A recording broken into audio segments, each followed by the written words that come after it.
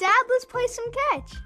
Now, I'm bringing the board into the 21st century, instituting online appeals and appeal webinars, and creating the Tax Education Center at danpatlack.com so you can appeal from home. Hey, Dad, can I use the car tonight? I know I made the best decision for my family. I want others to have that same opportunity. Thanks, Dad. I'm Ted Patlack, and this ad was paid for by Citizens for Dan Patlack. It's open enrollment season, and MediShare is a Christian healthcare sharing ministry that saves most families about $500 a month. Google MediShare and see if it is a fit for you. 8:36, Team Hochberg Traffic Center time and Jim.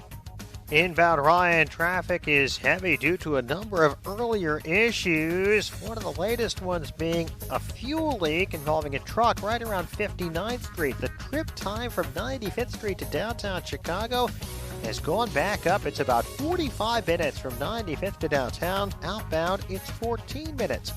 I-57 inbound. Approaching the merge, things look pretty good. It's 16 minutes I-80 to the Rhine. The Bishop Ford has delays starting at 103rd, 18 minutes, 80-94 to the merge. On the Kennedy, travel time, O'Hare to downtown is currently at 29 minutes. The Eisenhower, 38 minutes, 390 to downtown. The Stevenson, 31 minutes from 355. That's traffic. I'm Jim Telemonte. Chicago's Morning Answer continues next. In our AM 560 Weather Center, partly sunny and nice, high 72, clear and 58 overnight. 53 at O'Hare. Next news coming up at 9. Chicago's Morning Answer with Dan and Amy continues next on AM 560, The Answer.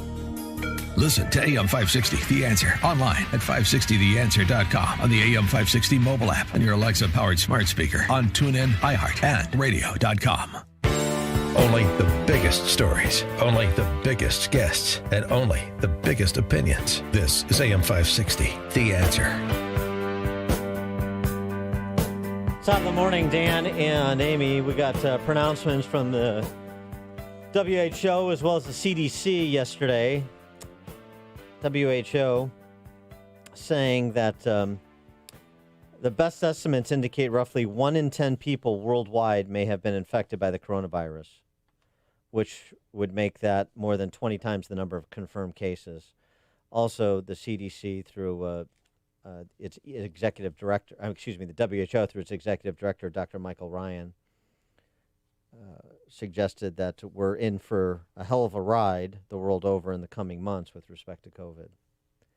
But point of order. In context to what? 1 in 10 people in the world have been infected by COVID is the best estimate from the WHO. So with 1 million deaths, that would put the fatality rate at about 0.13%, which is very similar to the seasonal flu, isn't it? Glad we shut everything down. In addition to that, the suggestion that has been made by Scott Atlas and others that there are many more people who have been exposed to COVID than we have confirmed in the case counts. So it's more than 10% of the American population, for example. We may be closer to herd immunity than we think. We don't know.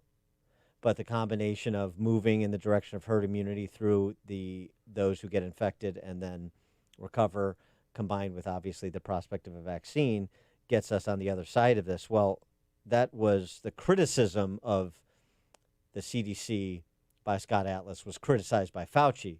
But the underlying suggestion that this cross-reactive immunity is a thing and that there may be many more people, there are likely many more people who have been infected and recovered than the case count suggests, that seems to be a real thing too, based on what the WHO is suggesting, doesn't it? In addition to that, the CDC, continuing to add confusion to the matter, said tiny particles that linger in the air can spread the coronavirus, revising its guidelines on the matter just a few weeks after the health agency had acknowledged the role for the particles and then removed it. It can travel by tiny air particles. No, it can't. Yes, it can. Thank you. What about on surfaces? Can we get it off the surfaces now? Very helpful. No, you still doesn't transmit on surfaces, according to a recent study from UC Berkeley. But CDC continues to be, to me, a very politicized agency, and it is so unhelpful. What does politics do? It destroys. What does politics do when it infects science? It destroys, like a virus. For more on all this, we're pleased to be joined again by our friend Dr. Kevin Pham. He is a medical doctor. That's why I'm calling him doctor. That makes sense. You have to write a prescription to be called a doctor on Yes. this show. You have to be able to write a prescription to be called a doctor. He is also a former graduate fellow in health policy at the Heritage Foundation. Dr. Pham, thanks for joining us. Appreciate it. Thanks so much for having me. So the importance of these, let's take them in turn, the WHO projections and forward-looking concerns, as well as the CDC's revision on how the virus transmits. So I still don't have a lot of trust in what the WHO says. But that having been said, it might not. I don't think it's 1 in 10 around the world. It might be 1 in 10 in certain areas, but probably not around the world, because the world's a big place and there's still a lot of people in a lot of places. But what we can say for sure is that whatever the confirmed case number is right now, then the number of actual infected is much higher than that. I don't know if it reaches 1 in 10, but it's certainly higher than what the number of confirmed cases would suggest. And what the CDC says about airborne transmission, that is very interesting, because that guidance is brand new from the CDC. We've been operating under the assumption that this is transmitted by droplet for a very long time. But based on what we're seeing with infectivity and how fast this thing spreads, it makes sense that this also has a component of airborne transmission.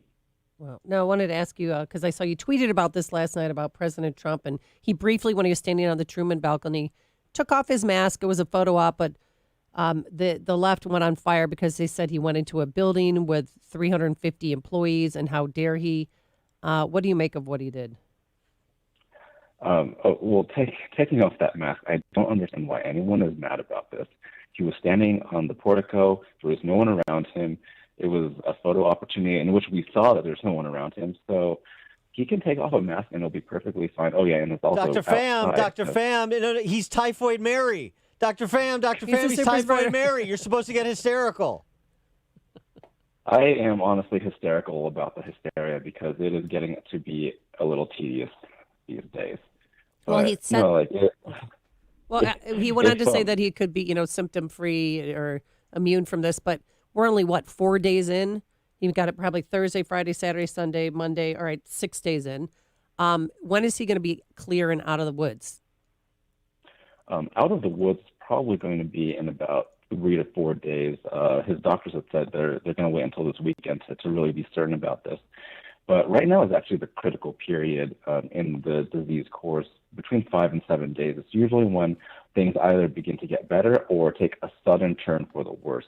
And I'm not sure I would have him leave the hospital, but some people have had brought up. But the thing is, we know that the White House has its own medical facilities there, and he's surrounded by a whole team of the best doctors that we have, and he's been getting all of the latest treatments with all the latest data.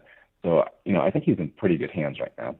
Right, and his doctor Sean Donnelly said that he basically met all the criteria for release, and of course he's the president of the United States. He essentially has 24/7 medical attention as a matter of course, and certainly he will at the White House as he continues to deal with his bout of this infection.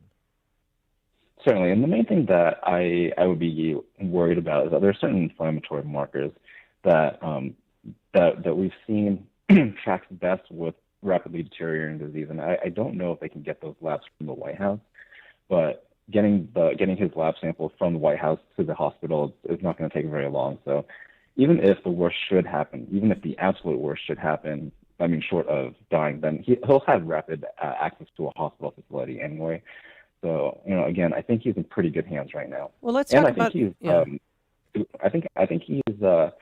I don't want to prognosticate. He's not my patient, but he has gotten all of the latest treatments, and so hopefully he won't take a turn for the worse, and he'll be an another bit of data that we can take a look at when we're looking at. Well, that's what I wanted to ask you about, because CNN was saying that this COVID antibody that he got, it's a drug that fewer than 10 people outside of the clinical trials have gotten inside the United States to deal with coronavirus. Sure, fewer than 10 people outside of trials, but at least there have been people within those trials. So the FDA and the NIH are probably looking at that data, and they're probably ensuring that there's no safety concerns associated with it, and we haven't seen any adverse reactions from it in the president himself.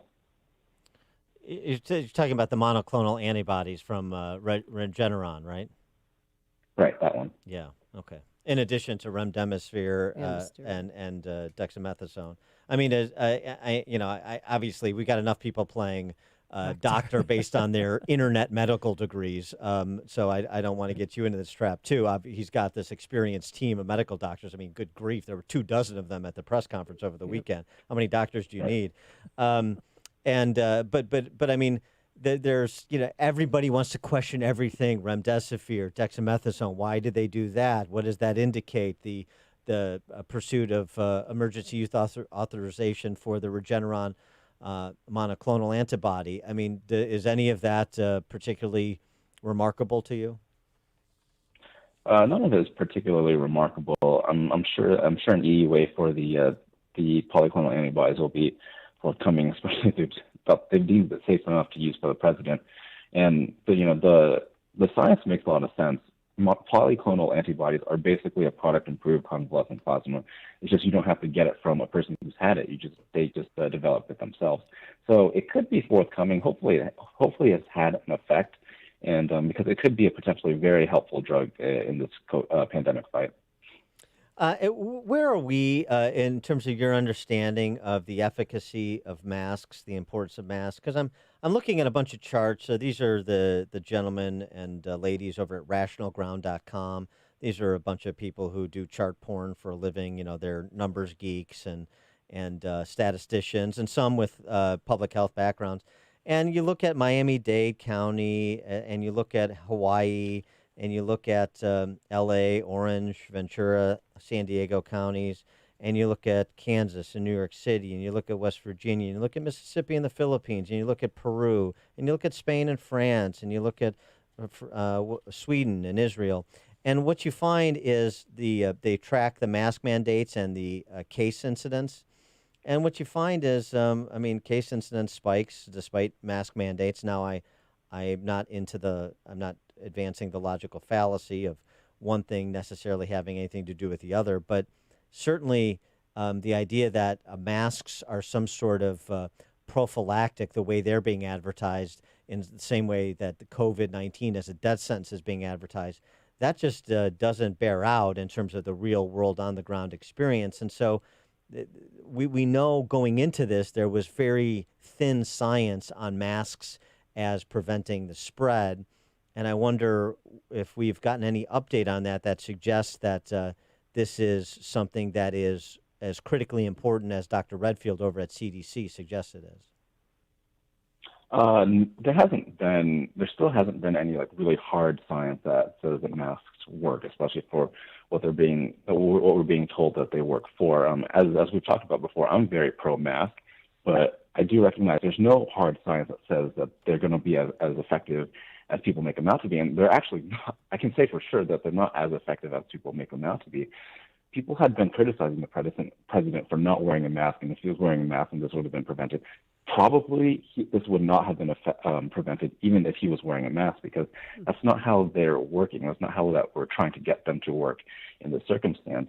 Our recommendations to wear a mask is based on common sense. This is a respiratory disease. It's born on your respiration, so if you block your respiration, then there's a chance that it's going to possibly decrease the spread. And that's basically the science that we're dealing with. That's why we don't support any kind of a mask mandate. It's just not enough there to support it. But if you're in a place where you can't distance from another person, then it's not going to hurt in most cases to wear a mask to help decrease the chances of transmission. That's what we're working with right now. He is Dr. Kevin Pham, medical doctor, contributor to the Daily Signal, and former graduate fellow in health policy at the Heritage Foundation. Dr. Pham, thank you for joining us again. Appreciate it. Thanks so much for having me. Thank you. And he joined us on our turnkey.pro answer line. Chicago is talking about. It's Chicago's Morning Answer with Dan and Amy on AM 560. The Answer.